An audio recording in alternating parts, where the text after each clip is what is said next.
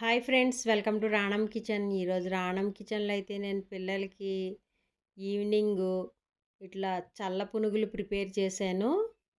ఈ చల్ల పునుగులు అయితే క్రిస్పీగా లోపల సాఫ్ట్గా అసలు చాలా బాగుంటాయి. ఇవైతే వీటి కోసం ఒక వెడల్పాటి బౌల్ తీసుకొని దానిలోకి ఒక మీడియం సైజు కప్పుతోటి ఇడ్లీ పిండి వేసుకోవాలి.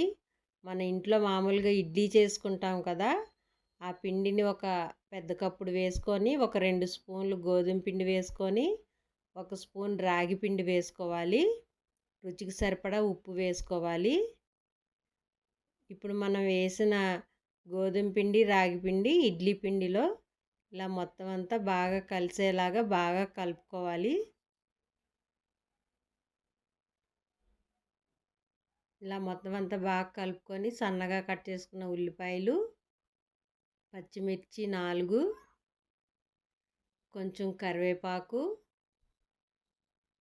ఒక హాఫ్ టేబుల్ స్పూన్ జీలకర్ర వేసుకోవాలి. 2 స్పూన్లు పెరుగు వేసుకోవాలి. కొంచెం బేకింగ్ సోడా కూడా వేసుకోవాలి. వేసుకొని ఇప్పుడు చేత్తో మొత్తం అంతా బాగా ఇట్లా కలుపుకోవాలి. మనం వేసిన ఉల్లిపాయలు, పచ్చిమిర్చి మొత్తం అన్నీ కలిసేలాగా బాగా కలుపుకోవాలి. మొత్తం అంతా పిండంతా సమానంగా కలుపుకొని మనం ఆయిల్లో వేసుకోవడానికి వీలుగా ఉండేలాగా కలుపుకోవాలి. పిండిని మరీ లూజ్గా కలుపుకోకూడదు. ఇట్లా కలుపుకుంటే సరిపోతుంది. ఇప్పుడు స్టవ్ ఆన్ చేసుకొని బాండి పెట్టి ఆయిల్ వేసుకొని ఇలా ఆయిల్ హీట్ అయిన తర్వాత మనం కలిపి పెట్టుకున్న ఈ పిండిని చిన్న చిన్న పునుగుల్లాగా వేసేసుకోవాలి.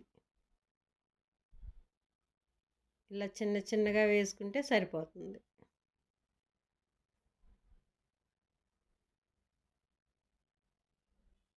మొత్తం అన్నీ ఇట్లా వేసేసుకొని బాగా రౌండ్గా ఇట్లా ఫ్రై చేసుకోవాలి ఆయిల్లో.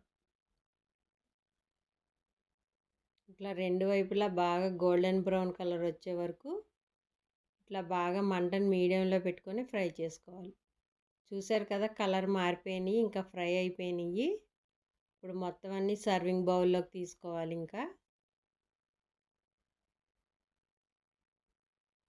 చాలా బాగుంటాయి ఇవైతే, చాలా క్రిస్పీగా చాలా బాగుంటాయి.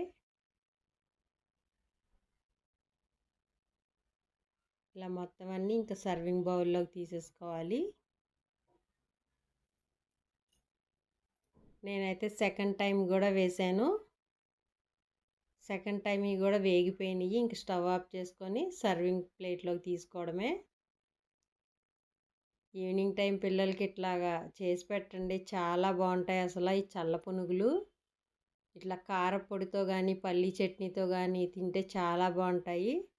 తప్పకుండా ట్రై చేయండి.